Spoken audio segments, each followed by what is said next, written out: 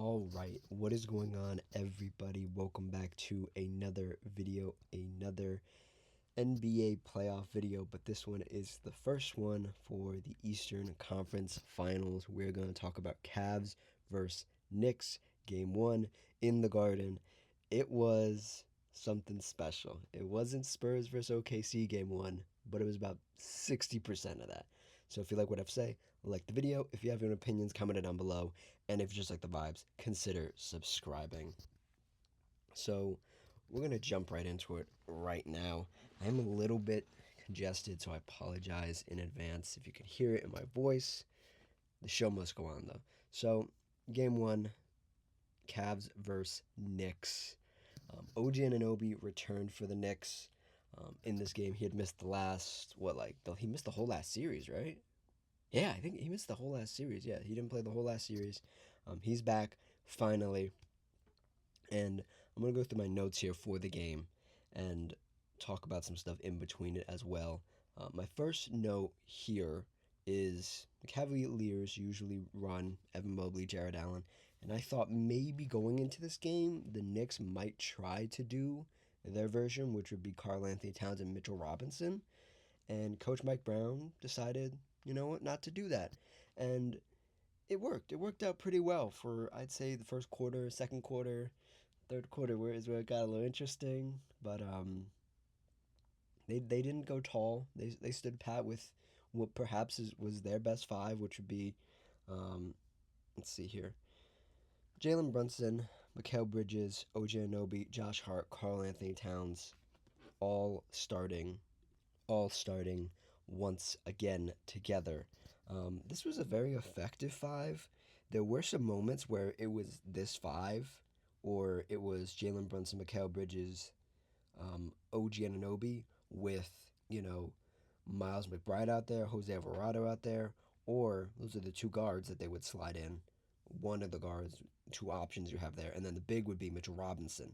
And those Mitchell Robinson minutes were very impactful, were very, I won't say eye-opening, but very, jarring, because, Mitchell Robinson is sort of like hit or miss. Like, he's either starts really hot, or he percolates a little bit and then gets a little bit hotter, or he's just in foul trouble and he can't be in the game. But this was a very good game for Mitchell Robinson. Continuing on with my notes here, the Cavs have played two 7-game series, obviously one against the Toronto Raptors, and then another one against the Detroit Pistons.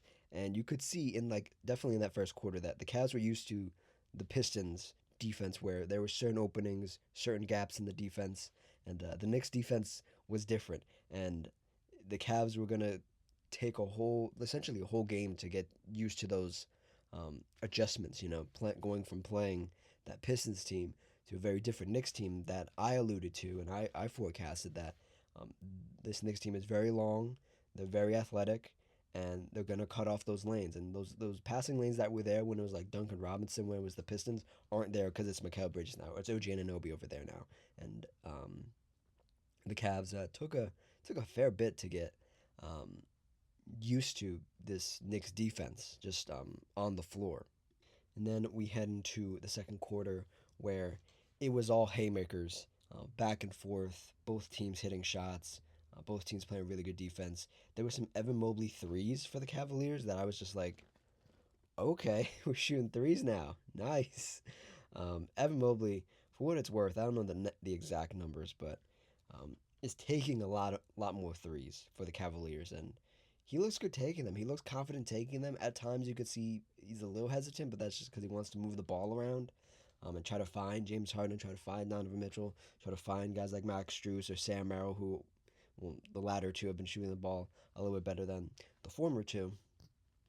But Evan shooting those threes really opens up the games for the Cavaliers, and it helps them not feel as congested down in the paint, especially because when Karl-Anthony Towns is out there for the Knicks, everybody on that Knicks team can theoretically shoot.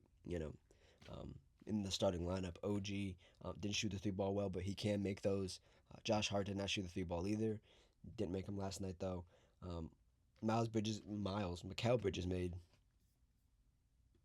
a few, 2 of 4.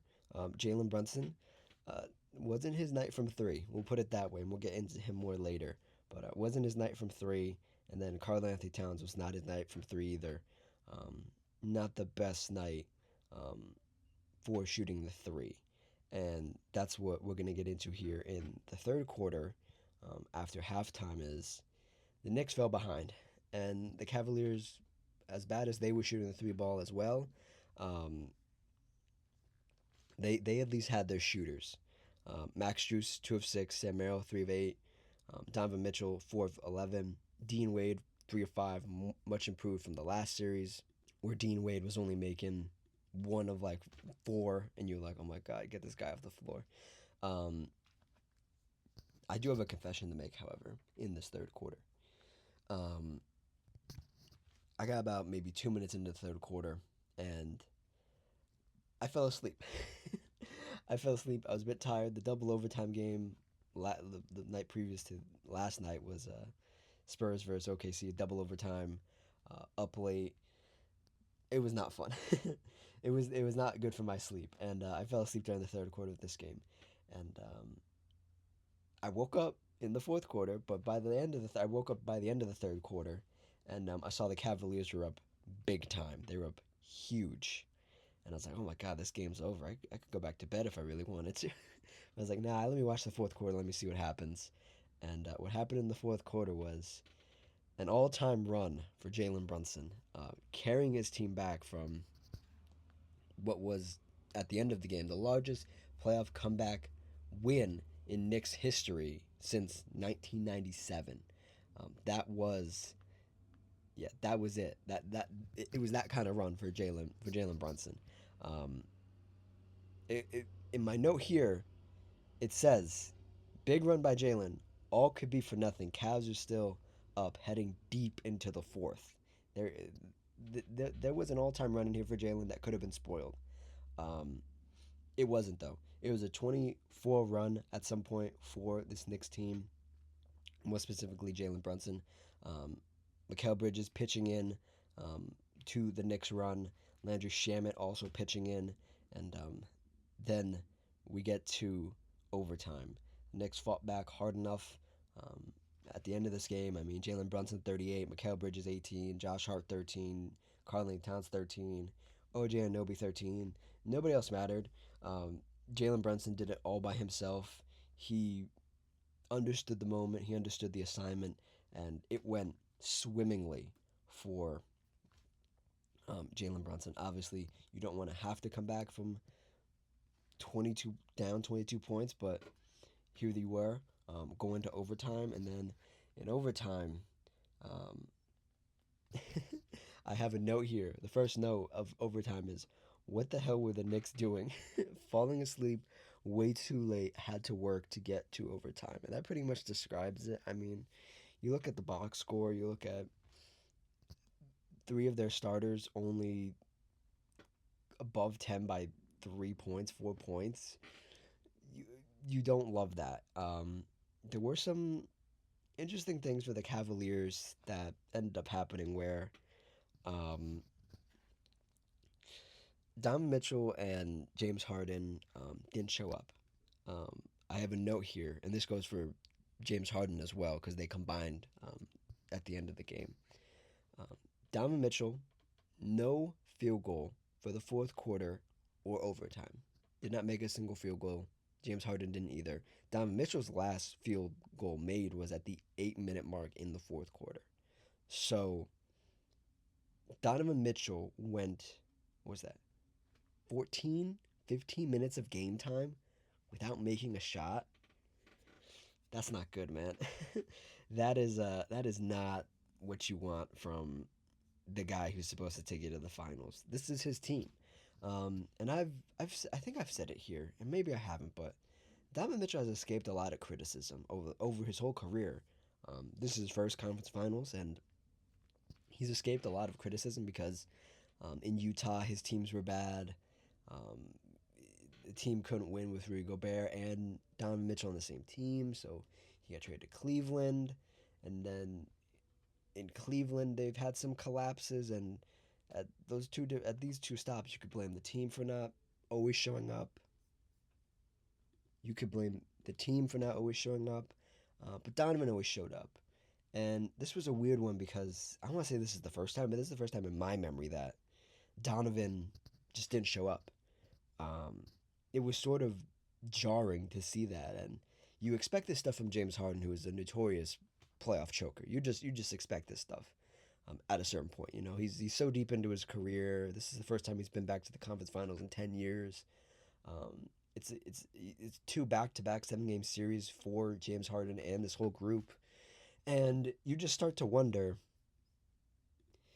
is this their ceiling? Like, is this group's ceiling conference finals? And this is like a huge overreaction. They could go on to play another 7 game series and win it, maybe.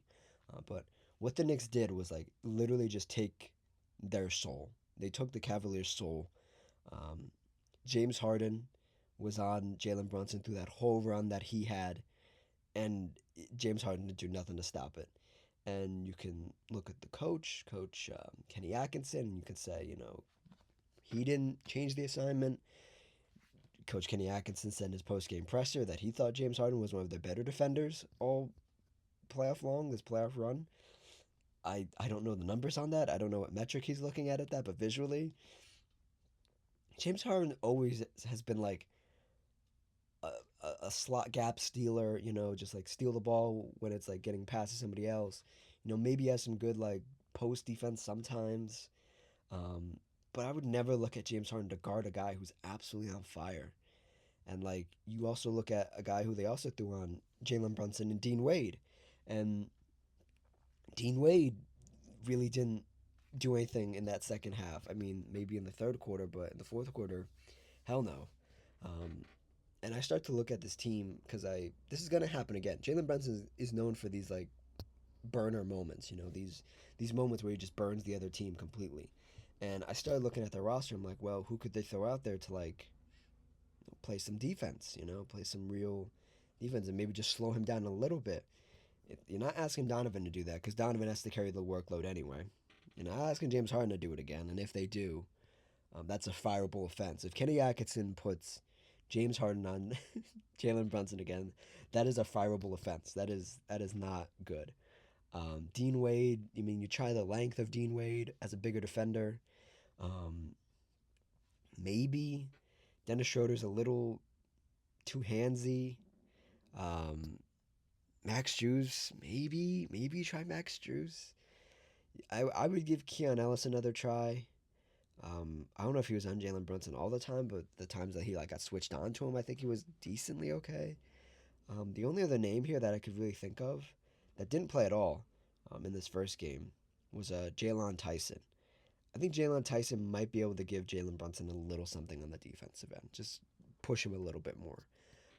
Other than that, if you run into this problem again, if you run into Jalen Brunson going off, you might just have to concede this series because you do not have the bodies, you do not have the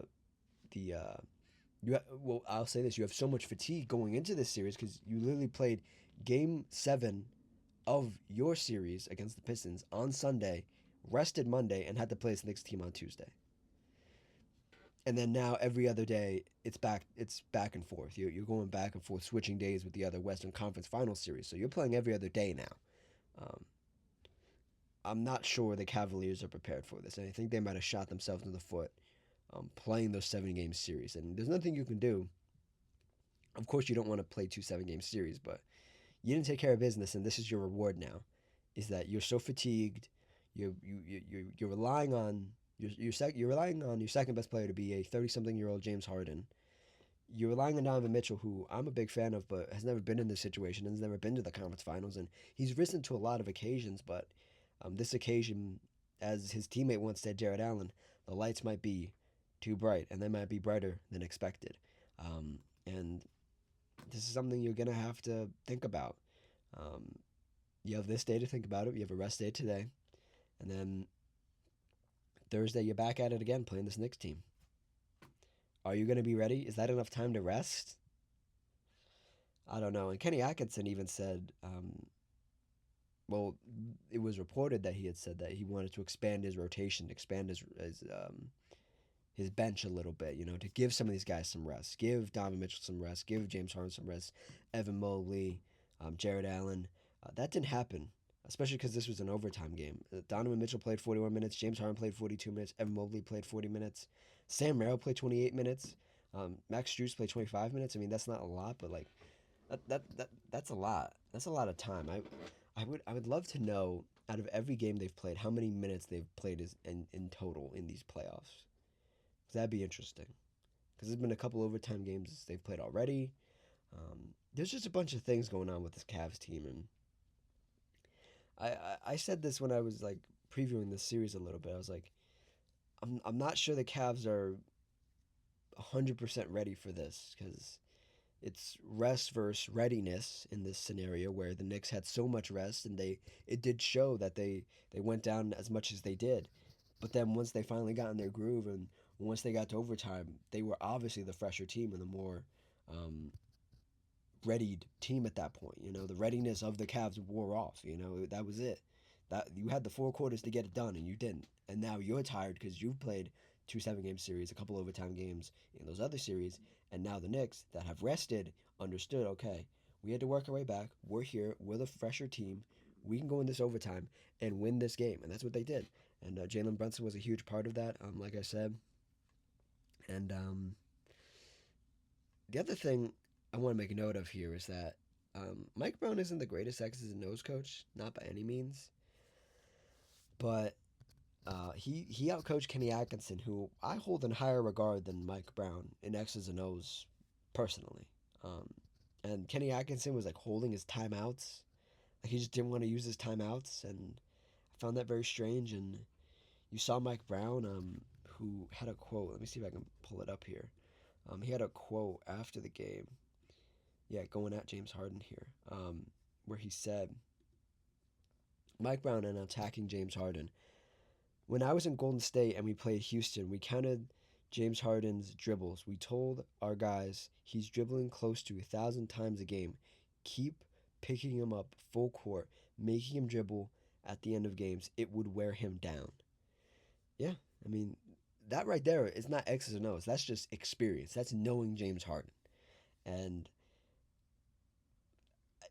sometimes that's all you need. That's all you need is the experience. And Kenny Atkinson isn't really I won't say he's not an experienced head coach because he's been around a while, but he's not a he hasn't been in these situations either. So he's like a statue out there sometimes, just holding his timeouts, and it's a tad bit concerning at times. And I'm not saying Kenny Atkinson's a bad coach by any means. I like Kenny.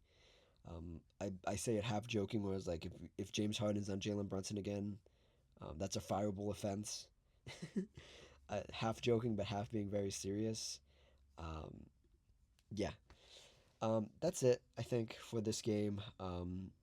Any positives for this Cavs team? I mean, you're up 22. You just gotta lock in and finish the game. Like I said about the Spurs and OKC series, you're going to have to play this Knicks team a full 48 minutes, nothing more, nothing less, because they will play a full 48-minute game and extra time if they have to, and they're ready for that.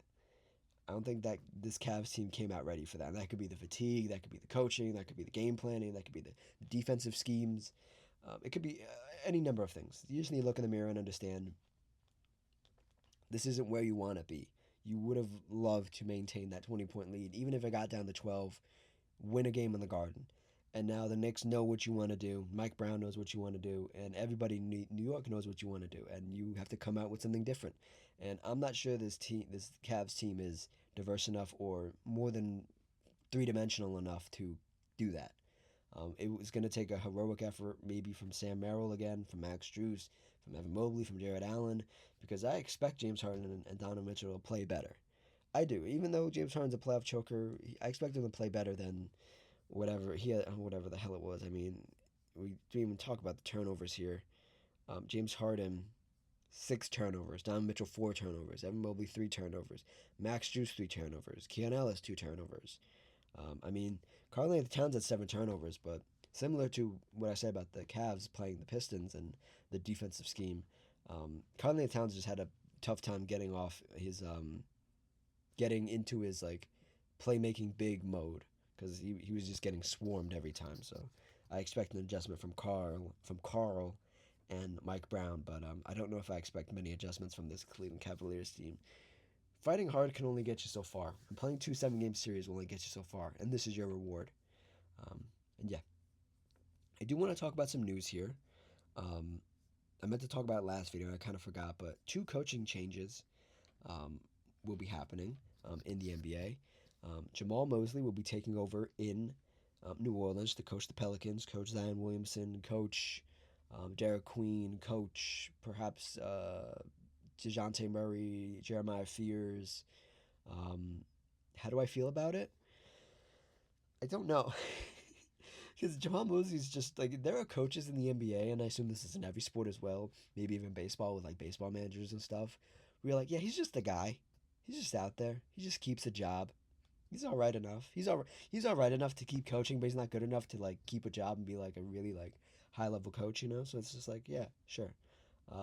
It's gonna be interesting to see how him and Joe Dumars as the GM operate over the next couple months. Where like, is there gonna be some overturn with this roster? Is Jamal Mosley even gonna coach Zion Williamson? Will Zion Williamson even be on this team? Are they gonna go really young? Are they gonna, do anything? Are they gonna do stuff at the draft? I don't know. So I like the hire. I mean, you got somebody competent, but like, I don't know. Um, that leads me into um, where Jamal Mosley just left and where he just got fired from is Orlando. And in Orlando, they're obviously looking for a new coach, and this ties into the other news that broke yesterday: is that Jason Kidd was relieved of his duties as coach of the Dallas Mavericks, and he's a name that's popped up for Orlando already. Um, I want to circle back to the Orlando thing, but I want to go over to the Dallas thing real quick, where I said this when they hired Masai Ujiri. I said that in, I forget what video it was, but I said it at some point. I said Masai Ujiri is might there might be some big changes because whenever you bring in like a GM or a new basketball operations person, they want to bring in their guys, people they trust. They're going to hire. They're going to interview. They don't want the other GMs or basketball operations guys leftovers of like what was a mess. And I theorized in that video that Jason Kidd might be out the door. Um, Kyrie Irving might be out the door. Um, some of the other guys, maybe not Derek Lively, maybe not, maybe, there are a bunch of names on this roster from the old regime that could be out the door that you wouldn't expect. And Kyrie has floated around over the last 24 hours for possibly the Timberwolves trying to get him. So there's that. I wish I had said that because I really wanted to say that in my Timberwolves video. I was like, that's not going to happen, right? But I'm happy I did say it in my Mavs video, the Mavs portion of whatever video it was, where I was like, Kyrie might be out the door. It might be unexpected, but it might happen. Um, and they're going to build around Cooper. But where I was going with that was Masai Ujiri bringing in his own guy. I don't know who that could be. I hope it's somebody good. I hope it's somebody new, actually. Like somebody, like a new face, like a new If you're going to go in a rebuild with Cooper Flag, bring in a young, fresh, new coach. Bring in the guy from Miami everybody's always talking about. Or bring in somebody from like Atlanta. I think that Atlanta has a couple good coaches on their staff as well. Or bring in, yeah, just bring a new face. Um, but in Orlando's case, switching back to them, I think they need a coach, like a real actual freaking coach. Um, is Jason Kidd that guy? Um, I don't know. Jason Kidd does weird stuff, man. He does weird. Like he might try to make Paulo a point guard if he's there. He might try to do the Giannis experiment again for the third time in Orlando. I think, and this is also something that came up after I said that portion of the video in another video. Um, Jason Kidd wanted to be the basketball operations guy in Dallas, and like the owners were just like, no, no, we're not doing that. And that's where this first came up was like, well, if Jason Kidd isn't going to be the basketball ops guy, right? He wanted that job. They gave it to Masai Ujiri. Is he still going to be the coach? Does he still want to be the coach? Does he feel like backstabbed? Does he feel like, like that should have been his job? Well, now we have our answer. He was obviously upset about it and he left. He's parted ways with the team. Um, and now that brings me back to Orlando once again is like, does he even want to coach anymore? Does Jason Kidd even want to coach? because like it feels like Jason Kidd is at a point in his coaching career where he's coached Brooklyn. Well, I can look it up. Hold on, let me look it up. Jason Kidd's been around a while, um, as a coach, as an assistant coach, um, and he's been around a fair bit. If I can go look up his stuff right here, Jason Kidd, yes. He started in 2013, 2014 as the head coach of the Brooklyn Nets. Was there for only one season. That was that year with Paul Pierce, Kevin Garnett, that whole thing that went south. Um, then he coached Milwaukee for was this 4 years? Yeah, 4 years. Um, then he went to LA, the Lakers, in 2020, in 2019 to 2021, as an assistant coach. I think he was a very good assistant coach. I'm not sure if he wants to be an assistant coach again, but I think he makes a very good assistant coach. I don't think he's a good head coach. I think he's a good assistant coach. And then he's been in Dallas for 5 years. One, one, two, three, four.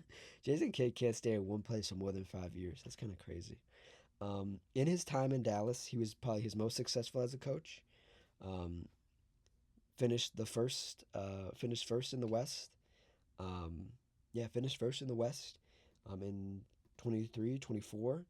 Went to the Western Conference Finals, won the Western Conference Finals, went to his first NBA Finals as a coach, and then Nico Harrison and everybody screwed up the team. And I think a lot of his coaching this last couple years has been because the roster's been so bad and it's been so up and down. And I don't expect a coach like Jason Kidd to pull off miracles.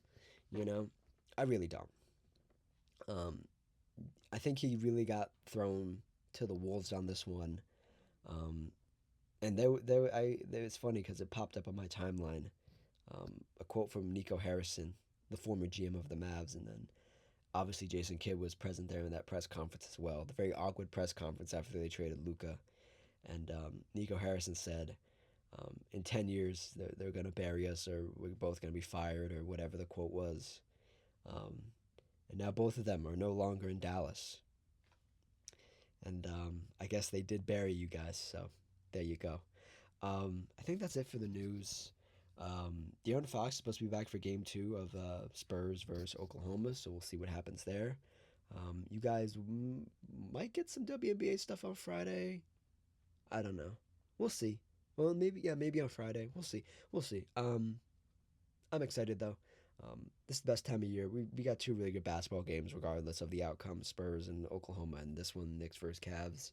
And then I get to enjoy some WNBA stuff. So, yeah, I hope you guys enjoy the basketball that's going to be going on, um, continuing in this week. And then we'll talk about Spurs Oklahoma game 2, and maybe if that one's a bit disappointing or just average, then we'll talk about WNBA stuff. I don't know, but the end screen should be playing right now. Check out the video on the left. Check out the playlist on the right. And if you click my little icon, my little GT icon right there, a little subscriber will pop up, and you can subscribe with ease and keep up with all NBA, Western Conference, Eastern Conference final stuff, and WNBA regular season stuff. Like and comment as well, and I will see you all next time. Cheers.